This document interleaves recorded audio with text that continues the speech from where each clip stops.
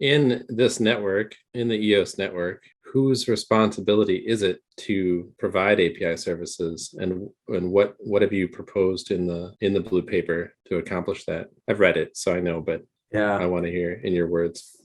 All right. Traditionally, it's been the block producers, which kind of goes back to I guess you could call that one of the problems with block production right now is that it is not all block producers offer really robust APIs. A lot of them offer APIs, but they're not to the same scale as some of the others. But there's really no incentive to do that. Like the amount of effort it takes to actually run a sufficient API, and when you weigh that against like what a block producer earns, like the incentives are just really misaligned right now. There's a few proposals in the API Plus paper, one of them being the central API, which would be, hey, let's have the network start an organization of some kind, or like a conglomeration of people in the community to run like a really professional API that is publicly available, that reduces the need for block producers to run it. Obviously, we'd still want block producers to run their own because the more the better. But if this would be a way for all of the block producers and the network to come together and mutually fund one really strong offering for the network. In the research we were looking at, there's a lot of chains that do this. The most notable being like Ethereum and Infura. Infura is like what all Ethereum developers use. There's a few others as well that I think have gained traction, but it is a turnkey solution that a developer can just be like, bam, I have an API I can use and I can actually start working on my application. And it's going to be up. Quick sidebar, it was, I think, revealed today that JP Morgan is actually one of the huge investors in Infura. Oh, damn. Interestingly enough. Yeah. A financial is there a centralization risk? Like how does Infura address, or is it just that's not concerned in that? There is a concern about centralization. I mean, you see that with OpenSea, and the whole like my NFT got censored sort of thing. There are risks associated to that, and it's still an option to go run your own, obviously. And there are other companies that don't block it, but it's really the use case and like the dependency, like what your tolerance for that risk is. So yeah, I mean, having Infura doesn't mean there's no value in having other APIs. It's just right. The incentives aren't quite aligned in such a way to structure it to promote more APIs. Yeah. Okay. And maybe the solution is that instead of just the network funding one, like maybe they fund 5. And then that kind of mitigates the risk of centralization.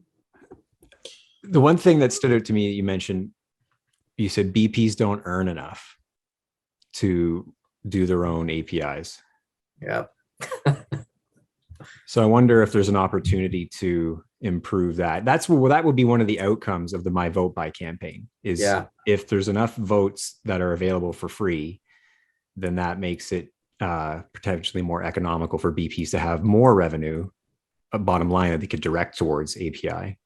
Yeah, because to me it's like it's not an either or. It's like ENF should absolutely support an alternative to Infura, but we should also be willing to consider that if there's a way to structure BP pay to also encourage them to as well and demand it.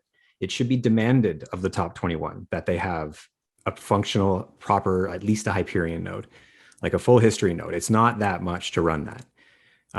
It's expensive because of the size. It's apparently like 15 terabytes. So I've found out. But that should be encouraged, even though it may not be like, so that it just seems, it's interesting. Yeah. How many BPs are cloud hosted? Or like on the same thing? Like everybody running AWS. Yeah. I don't think many people run on cloud hosting. It's unless you consider like dedicated server rentals to be quote unquote cloud hosting, because it's an unambiguous term. But History is a hard one to tackle. And just before I forget this, one of the hard parts about having BPs do the APIs is running an API is kind of a different skill set than running a block producer. A block producer is relatively easy to operate, and like once you have the knowledge, like it should just run, and there's very little deviation in the amount of like load it takes. Whereas on APIs, like if there's a wax card pack sale or whatever, there's huge spikes in API traffic that need to be you need to be ready to handle. On the block producer side, that's less of a concern. On the API side, it's quite the heavy concern. But I think this goes to one of the other proposals in the API Plus paper is to build a decentralized model to incentivize API hosting. It would be like, I think the graph does this in some ways where like you get paid to host this data. Like there is an incentivization model to create API operators. And I think it's the 5th proposal in API Plus is to basically form a group to really dive deep into that and figure out if we can align the incentives somehow to get people to run APIs.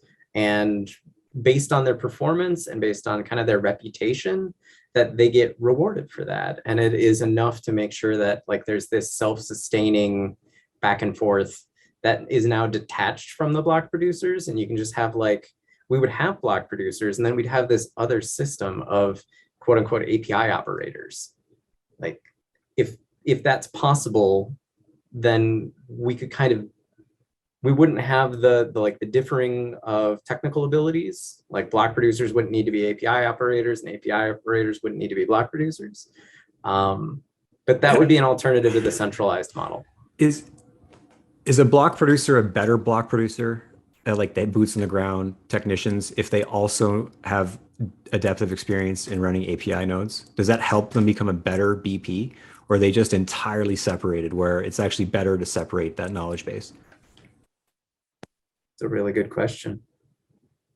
I think the overlap is probably good. It's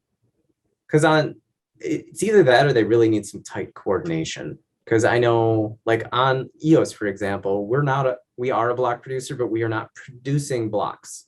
You know, like when we route transactions from our APIs to our block production nodes, but we never produce blocks. So we don't, like that chain is not, we're not fully responsible for accepting and then minting transactions, I guess. So when we get transactions and then they kind of go off into the ether, we have to ask the block producers, it's like, okay, we accepted it and we relayed it into the network. What happened on your side? And if we were also a block producer, we'd arguably be able to kind of trace that a little bit better. But at that point, like I kind of mentioned earlier, you kind of need both of those skill sets. So I guess what I'm saying is, yeah, I see the benefit in both, but good communication could potentially also overcome that hurdle.